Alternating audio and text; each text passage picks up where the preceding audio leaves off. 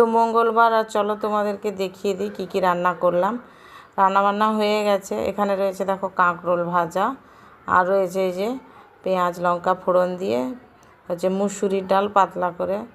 আলু তো ভাতে ছিল, সেটাকে বের করে মেখেছি। আলু মাখা তো থাকবেই আমাদের বাড়িতে। আর এখানে রয়েছে দেখো কালকের ওই চিংড়ি মাছের ভাপা করেছিলাম। রেসিপিটা অবশ্যই আমি তোমাদের সঙ্গে পরে কোনো একদিন ভিডিও শেয়ার করব। আর সেই চিংড়ি মাছের ভাপা কিছুটা কাল খাওয়া হয়েছে, আর বাকিটা ছিল এই যে ভাতের হাঁড়ির মুখে বসিয়ে দিলাম, গরম হয়ে যাবে। আর যেটা মূল রান্না আজকের হচ্ছে চচ্চড়ি। ওই কুঁদরি আলু দিয়ে, একটা ঝিঙে ছিল দিয়ে দিয়েছি, দিয়ে সর্ষে পোস্ত বাটা দিয়ে চচ্চড়ি করেছি।